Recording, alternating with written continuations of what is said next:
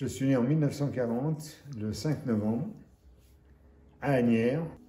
Mon père a été fait prisonnier en 1939. Et le premier souvenir que j'ai de mon père, qui a été libéré à l'époque par Patton, mon premier souvenir date du 1er mai 1945.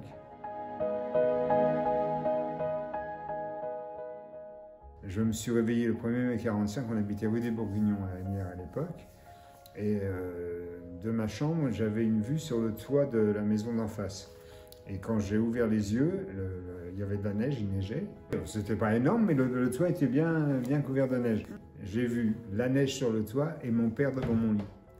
Et comment je connaissais mon père? Parce que ma mère m'a élevé dans le culte de mon père. Il y avait toujours des photos de mon père. Et à chaque fois qu'elle recevait une lettre, elle me la lisait.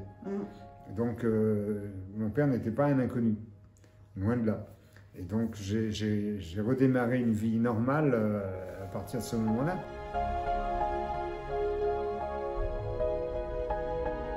J'avais été habitué à vivre avec 5 femmes.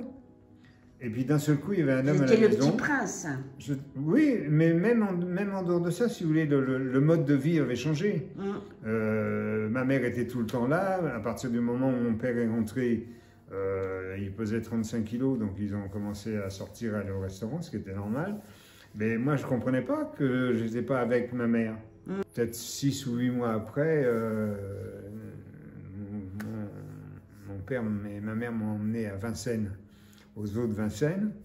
Et j'ai dit à mon père, bon, c'est bien parce que tu sors avec moi, machin, mais tu pourrais pas de temps en temps repartir en vacances parce que j'étais bien avec mes femmes. J'avais 5 ans.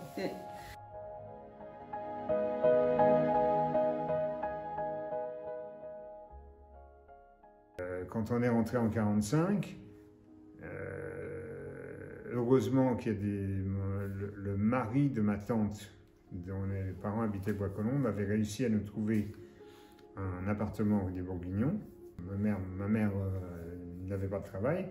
Elle a recommencé à travailler parce que la sœur de ma grand-mère avait une affaire de confection qui avait été confisquée à Paris, qu'elle a récupérée en 1945, et elle a pris mon père et ma mère avec elle.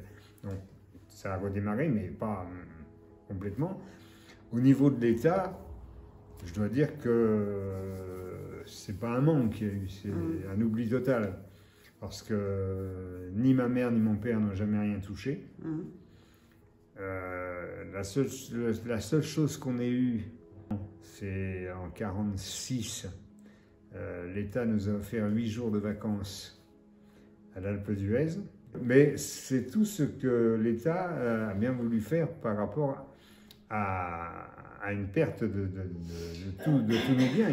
Quand on est rentré, il n'y avait plus rien. L'appartement de la ville d'Argenteuil avait été pillé. Bon, on n'était que locataire, mais il n'y avait plus rien. Tout ce qui était dedans avait été pillé. Le magasin de ma grand-mère avait été pillé. L'affaire de confection de ma tante, elle avait été prise, je ne sais plus par qui, bon, elle a réussi à la récupérer. Et la sœur de ma mère a réussi à retravailler également chez quelqu'un qu'on connaissait, mais en repartant avec 0 francs. La chance qu'ils ont eue, c'est que ma tante travaillait avant-guerre. Dès qu'elle a réouvert, les gens avec qui elle avait travaillé à l'époque, avant-guerre, lui ont fait confiance et elle a redémarré le travail aussitôt. Donc ma mère était secrétaire chez elle et mon père a fait de la représentation. Avant-guerre, mon père était représentant dans une boîte lyonnaise qui vendait des trousseaux à domicile. Quand il est rentré en 1945, il a repris contact avec la boîte avec laquelle il avait travaillé. Et son patron, malheureusement, était décédé dans un accident de voiture. Et la femme de son patron lui a dit, si vous voulez reprendre l'affaire, enfin redémarrer l'affaire, parce qu'à reprendre, il n'y avait plus de clients, il n'y avait plus rien, redémarrer l'affaire, je vous aide et je vous aide à redémarrer. Donc mon père a recréé son affaire en 1950.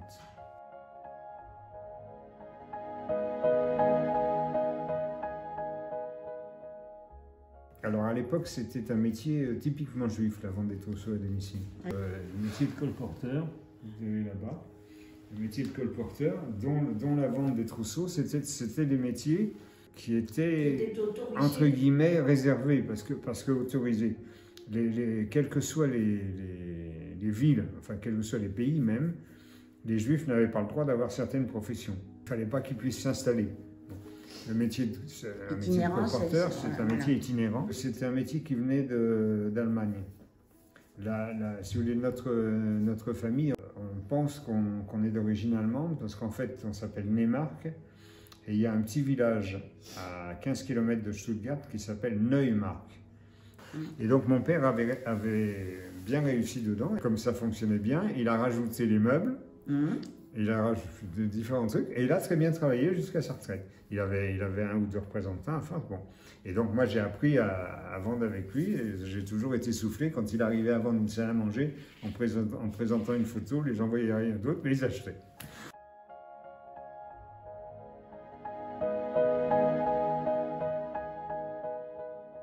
Je suis parti à l'armée en 59, donc il y avait 9 ans qu'il avait sa boîte, il n'était pas l'âge de la retraite. Et comme toute famille bien pensante, si je peux dire entre guillemets, ne fais pas ce que j'ai fait, tu feras avocat, médecin. Donc je me suis lancé dans les études et j'ai fait des études de biologie.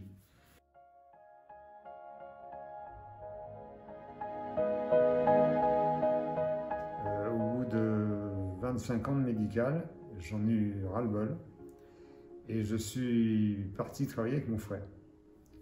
Et comme par hasard, dans le textile.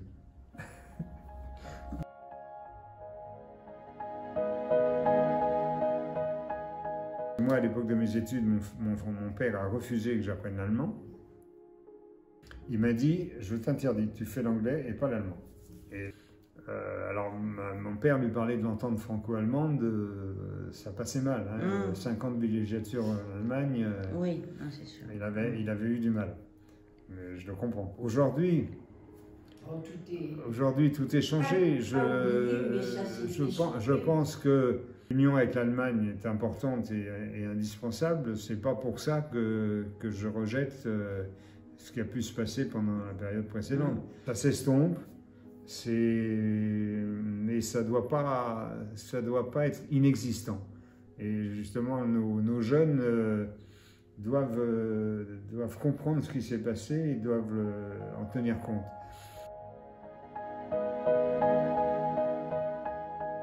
La chance d'être français, d'origine juive, et d'avoir pu vivre et de continuer à vivre en France, dans un pays qui a accueilli notre famille aux alentours des années 1800, et qui nous a permis de bâtir et de construire une vie familiale et une vie patriotique. Je termine ma vie en tant que conseiller municipal, c'est-à-dire que j'ai fait un chemin qui est parti de rien pour arriver à être au plus profond de ma vie de Français.